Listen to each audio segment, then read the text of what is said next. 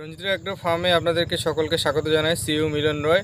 আজকে আমরা এক অদ্ভুত অভিযানে যাচ্ছি রঞ্জিত এগ্রো ফার্মের আমাদের যে ভুট্টা ক্ষেত আছে এই ভুট্টা ক্ষেতে।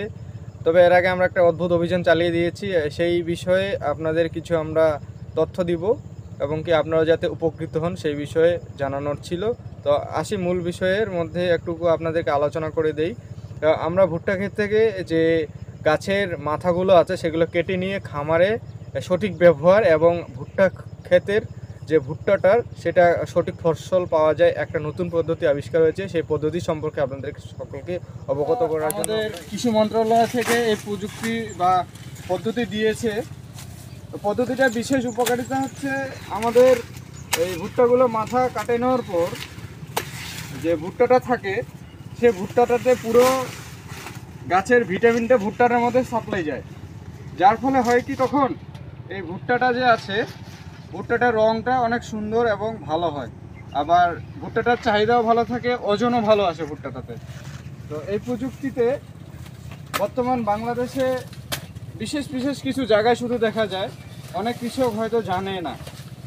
আমরা জানানোর জন্য এই প্রযুক্তিটাকে সকলের মাধ্যমে যাতে ছড়িয়ে যায়, যার কারণে আমরা আপনাদেরকে দেখাচ্ছি। এই প্রযুক্তিটা আপনারাও আপনাদের যদি ভুট্টা ক্ষেত থেকে থাকে তাহলে অবশ্যই ব্যবহার করবেন।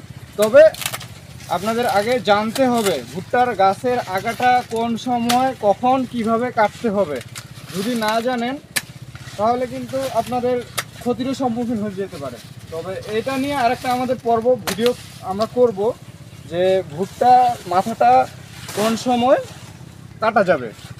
তো আমরা যেহেতু আমাদের ভুট্টাটা এখানে পরিপক্কতা চলে এসেছে, আর মাত্র 20 দিনের মধ্যে আমরা ভুট্টাটা ক্ষেত থেকে তুলে নিব, আর বেশি দিন নেই। আর এরপরে আপনাদের প্রশ্ন আসতে পারে যে আমরা মাথাগুলো কেটে কি জ্বালানি কাঠ বানাবো না গরুকে খাওয়াবো? না, অবশ্যই না। আমরা এটাকে আবার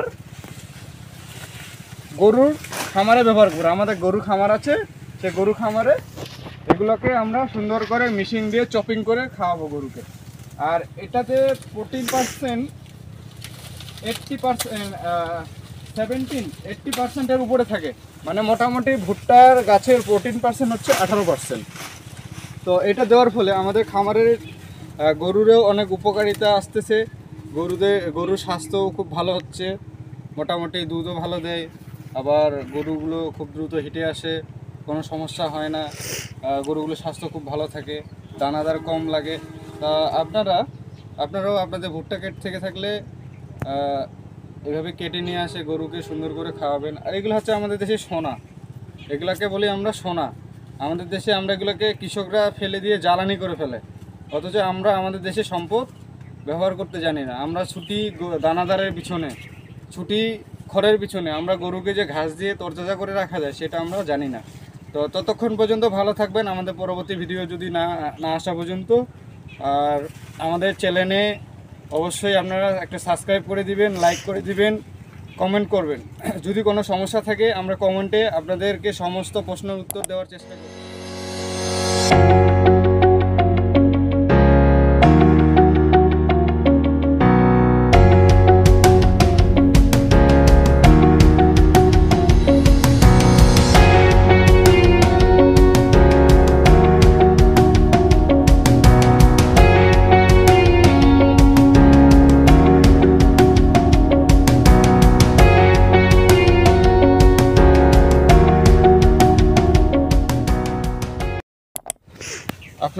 আমি এতক্ষণ বুঝে আসলাম যে ভুট্টাটার গাছটা কীভাবে কাটতে হবে, এটা আমি এখন দেখাবো আপনাদেরকে। তো আমরা অলরেডি পুরো ক্ষেতটা আমাদের কাটা শেষ হয়ে গেছে মোটামুটি, আর আমাদের 25% আছে। এটা আমাদের 4-5 দিনের মধ্যে শেষ হয়ে যাবে। তো আপনাদেরকে আমি দেখাবো এই ভুট্টা গাছটা কোন নিয়মে বা কোন জায়গাটাতে কাটতে হবে আপনাদের, এটাও কাটার একটা নিয়ম আছে। তো আমি দেখাচ্ছি, এই মুহূর্তে আপনাদেরকে সরাসরি দেখাবো কীভাবে ভুট্টা গাছটা কাটবে। আসুন চলে আসুন, আমরা এখন দেখব কোথায় কীভাবে ভুট্টা গাছটা কাটতে হবে। আপনারা দেখতে পাচ্ছেন এই জায়গাটাতে মোচাটা আছে আমাদের, মানে এইখান থেকে এখানে একটা, আমরা এটাকে পোর বলি বাংলা ভাষায়। এই পোরের মধ্যে বা এই পোরের মধ্যে এই ভুট্টাটা এখানে আছে। তবে আমরা এই পোরটা থেকে একটু উপরে কাটবো, বা এর উপরে কাটলেও আরও সব থেকে বেশি ভালো হয়। তবে আমরা পোরের মাঝামাঝি কাটবো, যাতে আমাদের এই পোরটাতে কাটলে কি সমস্যা হবে, এই পোরটাতে কাটলে সমস্যা হবে, এই পোরটা যদি পচে যায় আমাদের ভুট্টাটা কিন্তু নষ্ট হয়ে যাবে দ্রুত। আর যে ভিটামিনটা থাকে এখানে ফাঙ্গাস চলে আসবে, প্লাস ভুট্টাটা পচন ধরে যাবে। ভুট্টার যে মেইন গোড়াটাতে আছে আসলে, এখান থেকে যে ভুট্টাটা যে ভিটামিনটা সাপ্লাই দিবে পুরো গাছটা, এই জায়গাটার মধ্যে ফাঙ্গাস ধরে পচে যায়। আমরা এই জায়গাটাতে কাটলে হবে কি, শুধু উপরটাই পচে যাবে, আর কিন্তু নিচের দিকে আর সেই ফাঙ্গাসটা আসতে পারবে না, এখানে ব্লক করে দিবে এই পোরটাতে। আর ভুট্টাটাও খুব সুন্দর ভালো থাকবে, পরিপুষ্ট থাকবে। আর সব থেকে বেশি ভালো হয় এই পাতাগুলো রাখা। আর পাতাগুলো রাখার বৈশিষ্ট্য হচ্ছে, সূর্যের আলো যখন পড়ে, সূর্যের আলো থেকে গাছ উদ্ভিদ সংগ্রহ করে, শক্তি সংগ্রহ করে, সেই শক্তিটাকে প্রক্রিয়া করে সে তার ফসল যেটা আছে, যে আমরা ভুট্টা বলতেছি, সে ভুট্টাতে নিয়ে আসে। তাহলে আমাদের এই পাতাটা কাটা যাবে না, খুব সতর্কভাবে কাটতে হবে। আপনারা সতর্কভাবে কিন্তু কাজটা করতে হবে। একটু যদি ভুল করেন এদিক ওদিক, এটা কিন্তু আপনাদের ফসলের ক্ষতি হয়ে যেতে পারে।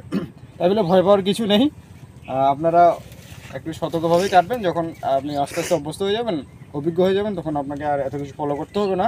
তবে প্রথমত যেহেতু আমরা এই বিষয়টাতে নতুন সবাই, তাই আপনাদেরকে আমি এই ছোট ছোট জিনিসগুলো বোঝানোর চেষ্টা করতেছি। তো আমরা চলুন কেটে ফেলি, কীভাবে কাটতে হবে। আমি এখানে কেটে নিলাম, একটা উপরে কেটে নিলাম, চলে আসলো। আমার আসল যে লক্ষ্য ছিল সেটাকে আমি সংগ্রহ করে নিয়েছি।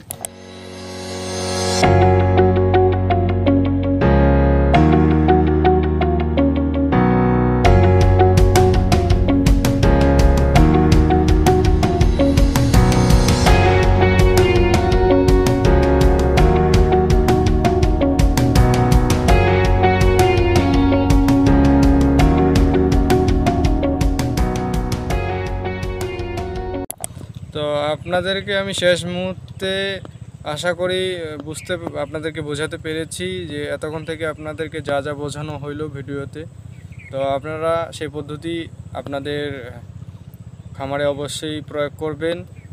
ইতিমধ্যে আমরা আমাদের খামারে প্রয়োগ শুরু করছি, আশা করি আপনারাও শুরু করবেন। আর আশা করি অনেক কিছু শিখেছেন। তবে